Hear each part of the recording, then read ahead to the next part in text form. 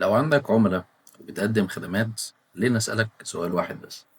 كام ليد راح منك في الشهر اللي فات مش لأنه مش مهتم، لأنك ببساطة نسيت تتابعه في الوقت الصح؟ ده بيحصل لأسباب بسيطة جدا. بيانات العملاء عندك متوزعة في الواتساب وفي الإيميل وفي النوتس، وممكن تبقى بتشتغل من الذاكرة. مفيش مكان واحد يقول لك مين محتاج متابعة دلوقتي. مفيش فيزيبيليتي على البايب لاين بتاعك، ومش عارف ايه الصفقات القريبة إنها تتقفل وإيه اللي وقفت. والنتيجة إن صفقاتك بتضيع مش لأن عرضك كان وحش، بس لأن المتابعة اتأخرت. عملائك الحاليين حاسين إنك مش متابعهم كفاية، وإنت كل يوم بتشتغل من ذاكرتك ومن غير نظام. وده مش نقص في مجهودك، ده بس نقص في الأدوات. بفضل الله بنيت أنظمة CRM لأكتر من بيزنس خدمي في تخصصات مختلفة، ولقيت إن في حاجات أساسية لازم تبقى موجودة في أي CRM عشان فعلا يشتغل. مكان واحد لكل بيانات عملائك، بايب لاين واضح من أول العميل ما يبقى ليد لحد ما الصفقة تتقفل، تقويم التبعات مرتبط بكل عميل تلقائيا، تتبع الصفقات بالقيمة والحالة والملاحظات، وداشبورد بيقول لك مين محتاج متابعة دلوقتي من غير ما تسأل نفسك. وده بالظبط اللي بنيته في سيستم CRM اوبريتنج سيستم. تفتح الداشبورد بتشوف بالظبط مين عملائك المحتملين، مين اللي محتاج متابعة حالا.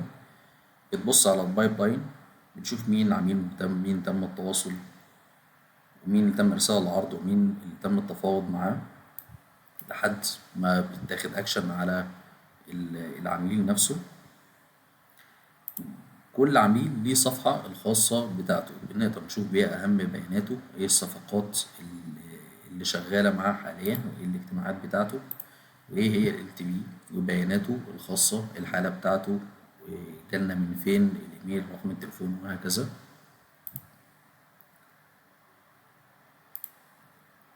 بالنسبة للصفقات بتشوف كل صفقة بالقيمة بتاعتها إيه، وإيه الحالة بتاعتها بالظبط، وإيه الملاحظات، وإيه مدة العقد. تقدر إن أنت تشوف تايم لاين بصري للصفقات الفعالة عشان تشوف إيه اللي أنت شغال عليه دلوقتي. بالنسبة للاجتماعات بتلاقي تقويم شهري يقدر إن هو يقولك إيه الاجتماعات اللي موجودة عندك بالظبط. العملاء تقدر إن أنت تشوف بيانات العملاء كاملة،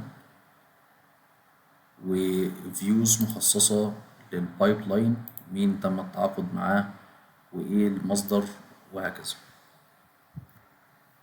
النظام ده مبني على 3 قواعد بيانات أساسية: العملاء والصفقات والاجتماعات مرتبطين ببعض، كل حاجة متوصلة ببعض. يعني لما تيجي تفتح العميل، لما تيجي تفتح صفحة العميل بتقدر تشوف صفقاته وفي اجتماعاته في مكان واحد. السيستم ده مناسب لمين؟ مناسب لأي بيزنس خدمي أو صاحب خدمة بيتعامل مع عملاء، كونسلتنت أو مستشار، صاحب وكالة أو فريلانس، أو أي بيزنس خدمي في العموم. عايز السيستم ده هتلاقي اللينك موجود تحت في الديسكريبشن، وجوه النظام نفسه في الصفحة دي هتلاقي تفاصيل ازاي تستخدمه، وازاي انك تقدر تتواصل معايا لو عندك اي سؤال، او لو حابب تخصص النظام البيزنس بتاعك تحديدا. اتمنى ان النظام يعجب حضراتكم. شكرا لكم. السلام عليكم ورحمة الله وبركاته.